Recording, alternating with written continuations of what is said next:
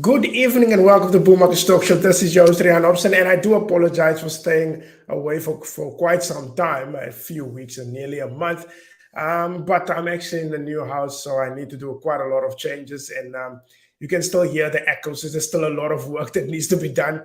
But well, the show needs to continue, and I'm back. But that is all to do with today and the sell-off for the last week, and also today with the oil prices are going down.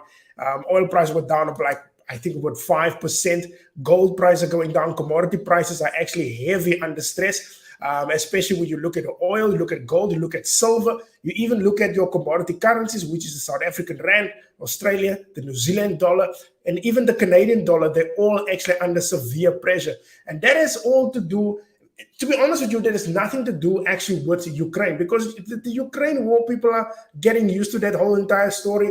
It is the side effects that the market needs to adapt to, and that is now the high inflation that's actually moving across the world. That is now in the United States, Britain, Europe, South Africa, all over. South Africa will get actually quite a lot of inflation. That is all to do with the floods in Durban and the port that is actually stuck. So South Africa can expect some heavy inflation in the next few months to come, because there is quite a lot of shortages of goods. Now, but why is this deep sell-off? Now, one, it has to do with China.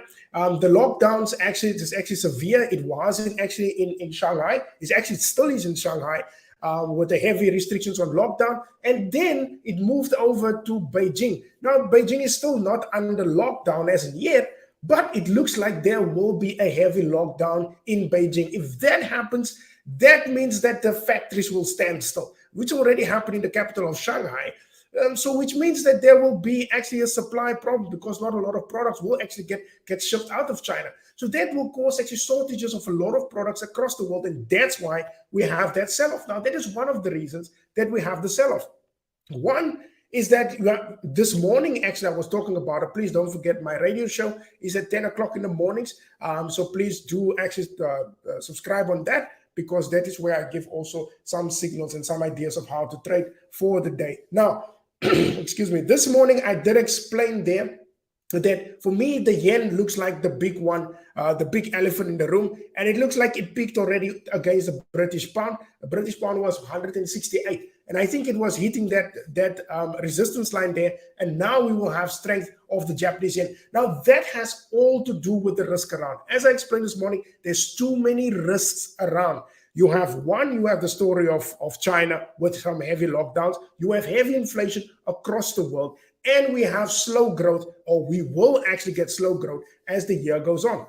But one thing in particular that will hammer everything very hard, that is now South Africa, Europe, you name it, that this one thing will actually hit everything flat down. And this has all to do, just actually trying to make this bigger. I hope you guys can see. And this is all to do with this is the rate tool. This is from investing.com.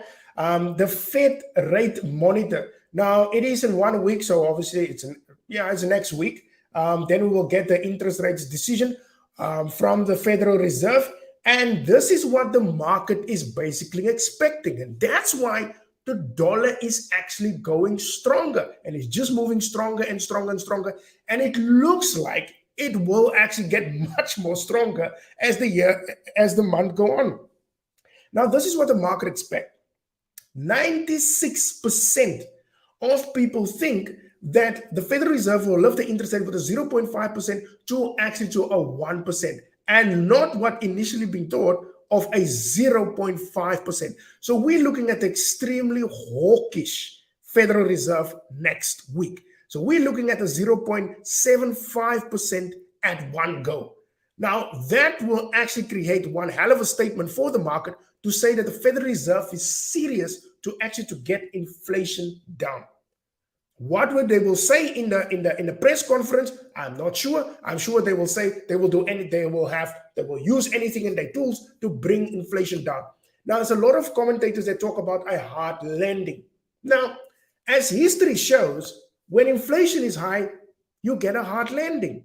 The thing is, the Federal Reserve doesn't have the power anymore to print money and to push it in the economy. Because if they do, you will just push up inflation even higher. So they don't have that. The only thing that they have is to press down actually the interest rates. Sorry, to press down inflation and lift up the interest rate. That's all that they have now. And that is exactly what they will do starting next week. So I think they will be extremely aggressive because there's more inflation coming. And that is all to do with the supply strength that comes out of China. We might see oil prices going down, maybe food prices going down, but not that much because agricultural products increase due to Ukraine. So it means that the Federal Reserve will lift up the interest rate aggressively. What will that say? That means we might see actually commodity currencies, that is Australia, New Zealand, South Africa. You can also put in it's not a commodity currency, but the euro, the British pound, those currencies will start to tank against the almighty dollar. That is all to do depending on what they will say at that conference. But for now, the market is buying the dollar, going into the safe havens because of what the Federal Reserve will do with the 0.75%, and also surely we will see a very hawkish comment. So for now, it looks like the people's going to buy the US dollar, and also because of that fear, that's why the Japanese yen is also going up. Because once the dollar is strong, then you get your indexes down. That is now the NASDAQ, the Dow Jones, and also your S&P 500. For now, the NASDAQ is going up, and that is all to do with Elon Musk that is actually buying Twitter, and it looks like it's moving closer. That's why the NASDAQ is up. But that will not be for too long. So I think that the NASDAQ will go further down. With a stronger dollar, that is where commodities and actually your indexes go down.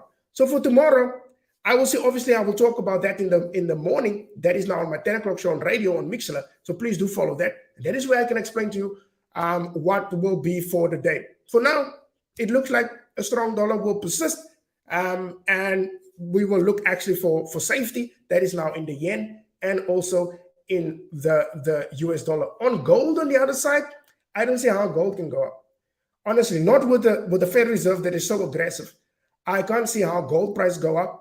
Obviously, oil prices will start to go down as well, because when the US or the Federal Reserve is lifting up interest rates, it means that there will be less money to spend, and that means people will have less money to drive around. So which means oil prices will go down as well. So all commodity prices look like it will go down, not just about Beijing or China, but also about the Federal Reserve that will lift up that interest rates quite aggressively. That's all from my side for tonight. I'm glad to be back. And please don't forget my show tomorrow morning at 10 o'clock. That is on the radio on Mixler. There, I'm more explicit and actually can talk anything that I like. So that is it from my side. See you guys tomorrow at 10. Bye-bye.